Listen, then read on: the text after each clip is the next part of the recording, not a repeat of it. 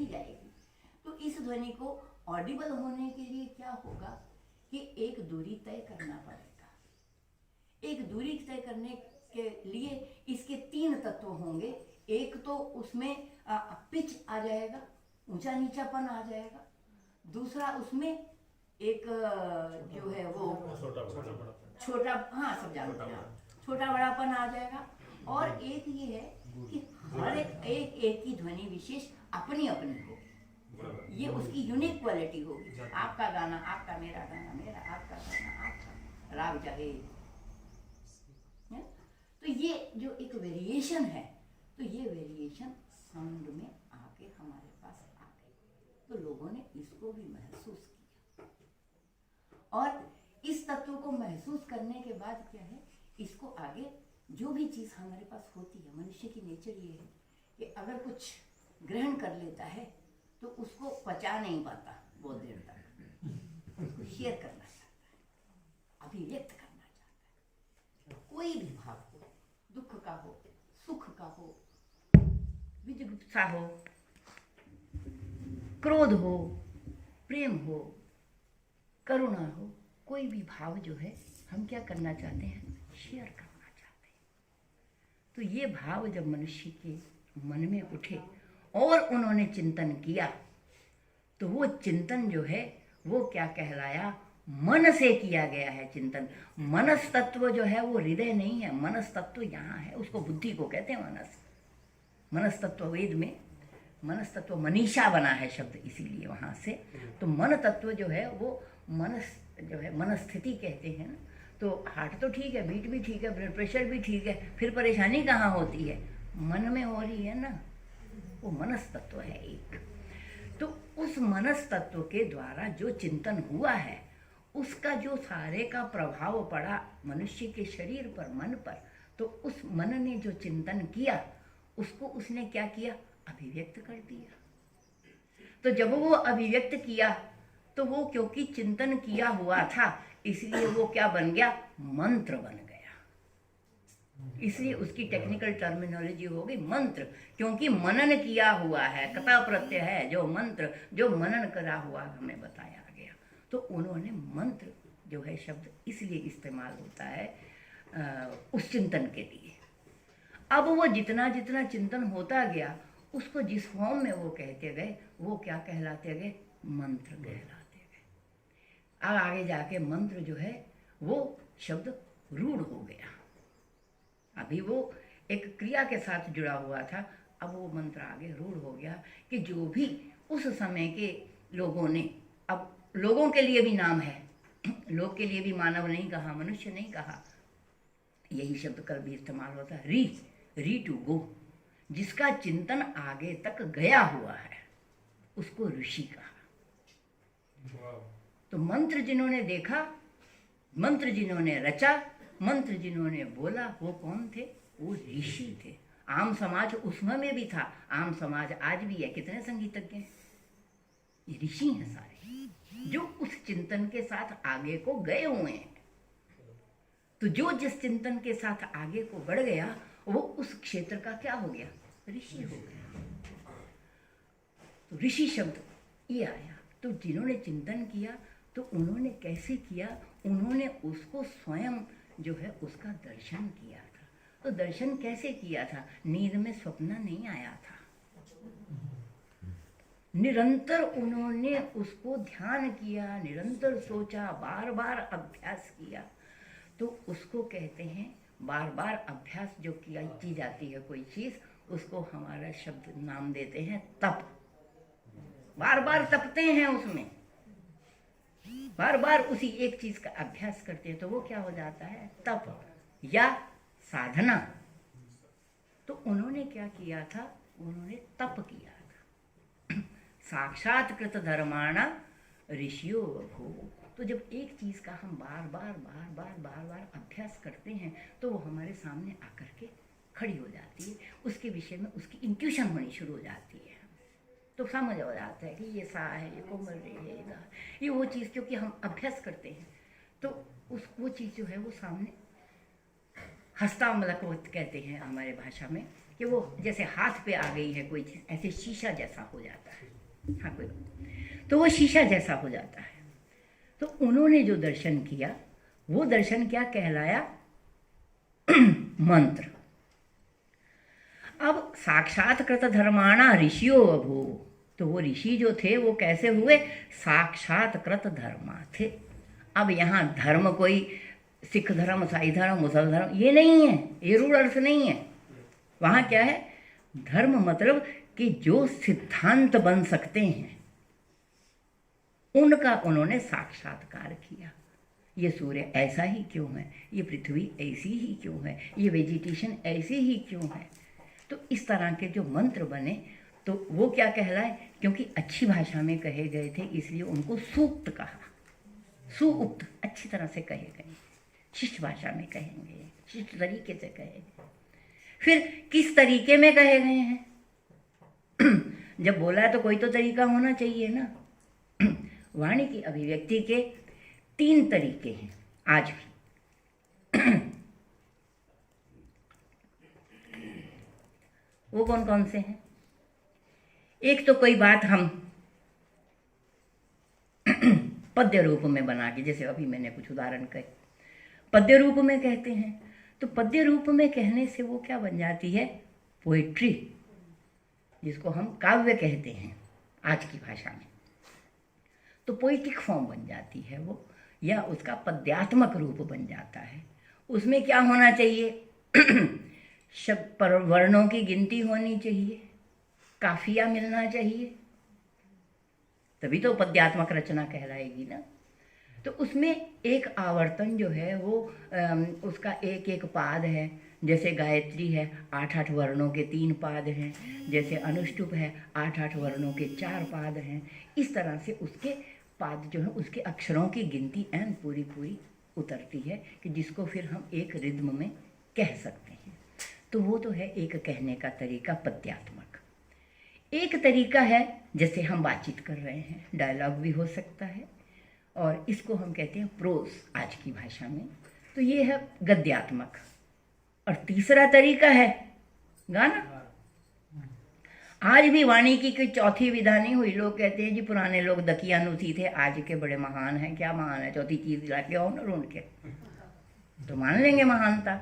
नहीं तो 3 को फॉलो करना पड़ेगा, नहीं तो 3 को फॉलो करना, या तो सिद्धांत लाइए या फिर मानिए, नहीं तो फिर क्या कहना पड़ेगा? मैं बुत परस्त भला, बंदगी को क्या जानूं, जहां भी तूने कहा मस्तक झुका लिया मैंने। या तो फिर ये कहना पड़ेगा। तो वो तीनों तरीके क्या हुए? जो पद्यात्मक तरीका था उसका नाम रूढ़ हो गया ऋक या ऋचा। जो पद्यात्मक साहित्य है सारा उस काल का, उसको कहा ऋचा। ऋक शब्द है, ऋक ऋचाओ ऋचा ये शब्द बनता है। लेकिन अगर हिंदी में कहते हैं ऋचा ऋचाएँ बन जाता है तो वो सिंगुलर बन जाता है, और ऋचाएँ प्लूरल बनाना पड़ता है ना। तो वो ऐसे वो ऋक है शब्द संस्कृत में। आम भाषा में हम ऋचा अगर कहते हैं तो वो प्लूरल बन जाता है वेद में भी। ऋचा का मतलब बहुत सारे मंत्र। तो वो जो ऋचा है वो तो बन गया हमारा सॉरी पद्यात्मक। जो यजुष है वो गद्यात्मक फॉर्मूला जो स्पीकिंग का है तरीका, उसको यजुष कहा है। लेकिन जो गान का तरीका है उसको साम कहा। गीतिसु साम आख्या, गीतियों को ही हम साम कहते हैं, गान की क्रिया को ही हम साम कहते हैं। तो इस तरह के 3 तरह के मंत्र हमारे पास आ गए। 3 तरह के मंत्रों में क्या आया? एक तो पद्यात्मक मंत्र हैं, दूसरे गद्यात्मक मंत्र हैं, तीसरे गानात्मक मंत्र हैं। तो हमने क्या कहा? एक ऋक है और दूसरा साम है, तीसरा यजुष है, 3 है। तो इस तीनों को क्या हुआ? ये जानने योग्य ज्ञान है इसमें। क्योंकि इसमें जानने योग्य ज्ञान है, ये कहने के तरीके हैं, ये ज्ञान नहीं है। ये सब्जेक्ट मैटर को कन्वे करने के तरीके हैं। तो जो सब्जेक्ट मैटर है उसका नाम क्या है? Veda. Veda is a knowledge to be known, विद टू नो, विद से बना है शब्द, इसीलिए कोई ज़्यादा जानता है उसको विद्वान कह दिया जाता है। तो ये शब्द वेद है। वेद मीन्स द एटर्नल नॉलेज, जिसको हम जानने के लिए उत्सुक रहेंगे, जिसके लिए जानने की जिज्ञासा है। तो वेद है, विजडम का वाचक है। सिर्फ नॉलेज नहीं, नॉलेज तो कंप्यूटर में बहुत स्टोर है, लेकिन वो बुद्धिमान नहीं होता कभी भी वो। विजडम का मतलब है वेद से, विजडम जो हमारा पुराना ज्ञान है, जो हमारी पुरानी मनीषा है, जो जो सोचा हुआ है, विचार किया हुआ है गुण। अब उसको कहने के ये तरीके हैं 3। इसीलिए क्या कहा कि ये तीनों जो हैं ये क्या है, ये जानने के, क्योंकि 3 तरीके हैं इसलिए ये त्रयी विद्या है। इसका नाम विद्या हुआ, क्योंकि जानने के योग्य है। विद जानने के योग्य है, विद्या जो जानने के योग्य है। तो इसीलिए इसका नाम त्रयी विद्या हुआ, 3 तरह के मंत्रों का नाम। अब धीरे धीरे क्या हो गए कि जिन्होंने तो खुद किया था दर्शन, वो तो साक्षात ऋषि थे, लेकिन एक युग ऐसा आया जबकि साक्षात दर्शन सीमित हो गया, और एक युग ऐसा आया जब एकदम लुप्त भी हो गया, स्थिर हो गया। तो ऐसे में लोगों ने क्या किया, जो जो जिसके जिसके जानकार थे उन्होंने उसको अपना वर्बली ही, ओरली ही उसको याद कर दिया, याद करके उनके ओरल मौखिक रजिस्टर तैयार कर लिया। इस तरह से ऋग्वेद के, ऋग के अलग मौखिक हो गए रजिस्टर, और साम मंत्रों के अलग हो गए, यजुष मंत्रों के अलग हो गए। तो भाषा में आ गया, एक ऋग्वेद हो गया, एक यजुर्वेद हो गया, एक सामवेद हो गया। तो ये त्रयी विद्या हो गई हमारे पास। सब्जेक्ट मैटर कुछ और है, ये तरीके हैं उसको कहने के। आगे जाके क्या हुआ, अभी तक तो एस्थेटिक्स ही था, तो ये हमें ये दे दो, हमें वो दे दो, हमें ये दे दो। ये इच्छाएं भी होने लगी सब्जेक्ट मैटर में। कहीं उसके रूप का वर्णन है, कहीं आपका लंच का कुछ टाइम भी है बीच में। हाँ, मैं इसको बंद करती हूँ, यहीं पे बंद करती हूँ, सम अप करती हूँ, है ना। तो अब वो क्या हुआ, ये 3 तरह के जो मंत्र थे, 3 तरह के रजिस्टर बन गए।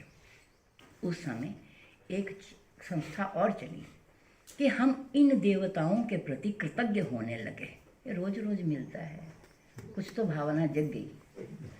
तो जो हमारी भावना जग गई, तो दान जो है वो प्रतिदान की तरफ चला। ये दान भावना भी जागृत हो गई हम में। तो प्रतिदान हम क्या करेंगे, तो देव वस्तु तुभ्यमेव प्रयच्छ, हे गोविंद हम तेरा ही तेरे को सौंप देते हैं। किसी को जल, किसी को द्रव्य, किसी को आहुति। तो उन्हीं तत्वों को जब हम करने लगे तो कहाँ करें, किस देव की कहाँ आराधना करें। सारा तो पृथ्वी पे आ रहा है। और कई बार ये भी देखा कि अगर कहीं द्रव्य किसी को दे दिया तो वो तो दूसरा पशु भी ले गया जा करके, पहुंचा ही नहीं वहां तक। तब धारणा उठी कि ये जो अग्नि तत्व है ये सारे देवताओं का मुख है, जो इसमें डालिएगा सबको हिस्सेवार पचाएगा। और वही अग्नि तत्व हमारे यहाँ कहाँ है, पेट में। जठर जिसको कहते हैं, जठराग्नि जो जलती है, यहाँ पहुँचाते हैं, सब अंगों में पहुँचता है ना सब कुछ। यही तत्व व्याख्या हुआ। तो इनको सारों को यज्ञ में सबका इस्तेमाल भी हो गया, यूटिलिटी भी तो होनी थी। तो यज्ञ में सारों का इस्तेमाल भी हो गया। ऋग्वेद का जो मंत्र है वो ऋग्वेदी जो है वो उसका उच्चारण करेगा, शंसन पाठ करेगा। यजुर्वेद का जो जानकार होगा वो यज्ञवेदी बनाएगा और आहुतियाँ देगा, क्योंकि प्रोज है ना उसमें, वैसी वो स्वर ताल और वो नहीं ना ध्यान में रखने, उसमें थोड़े मंत्र हैं, थोड़े छोटे छोटे फॉर्मूला भी हैं। और सामवेदी जो है वो सबसे ऊंचा बैठेगा आसन पे। इसका नाम है आसंदी, कुर्सी को कहते हैं आसंदी। उसके लिए स्पेशल प्लेटफॉर्म एक लकड़ी की कुर्सी नुमा बनाई जाती थी, उसको आसंदी कहते थे। उसका आसन ऊंचा रहता था। गायन वालों की हमेशा कद्र ज़्यादा रही है, प्लेटफॉर्म पे बैठे। हाँ, आप कोई भी प्रोग्राम देखिए, भाषण हो जाएंगे, खड़े हो जाएंगे, बैठे हो जाएंगे, चलते होंगे, लेकिन गान के लिए आसन बनाना पड़ेगा एक। उसके बिना गान नहीं होता, आपको स्टेज बनानी पड़ेगी। और इन सबको जो देखता था और सबका ठीक ठाक से सब चले, तो दो ऋषि हुए हैं, एक का नाम है अथर्व, एक का नाम है अंगिरस। तो अथर्वन ऋषि ने क्या किया, कुछ ऐसे मंत्र जो तीनों तरह के थे उनको एक तरफ इकट्ठा करा, उनको कहा शांतिक मंत्र, कि अगर कोई कमी आ जाए शरीर में, आधी व्याधि कुछ भी हो जाए, वायु ताप कुछ भी हो जाए, आतपवात कुछ भी हो जाए, तो उन मंत्रों से उसका शमन कर सकते हैं। ये प्रयोग हुए उस समय। और दूसरे ऋषि जो थे अंगिरस, वो कहते ऐसा हो ही क्यों, मैं बीमार हूं तो मैं दवाई खा लूं, तो मैं बीमार क्यों हूं पहले बताओ। उसको क्या कहते हैं, प्रिकॉशन। तो शांतिक मंत्रों से तो निराकरण होना, आदि व्याधि जो भी हैं, और पौष्टिक मंत्रों से रिष्ट पुष्ट पहले ही रहना। पहले वो कहते नहीं, मैंने बच्चे को च्यवनप्राश दे दिया, इसको सर्दी नहीं लगी, आता ना एडवर्टीजमेंट। तो पहले से ही साधन कर लेना, पहले से ही प्रिकॉशन ले लेना। तो ऐसे मंत्र जहाँ इकट्ठे हुए अथर्व और अंगिरस दोनों ऋषियों के, उस वेद का नाम था अथर्व अंगिरस वेद। लेकिन बाद में छोटा छोटा करते नाम उसका अथर्व वेद हो गया। तो इस तरह से ये चारों वेद हमारे सामने ज्ञान के जो एक रूप था, शाब्दिक रूप था, वो हमारे समक्ष प्रस्तुत हो गया। इसके बारे में आगे बात करेंगे। Thank you.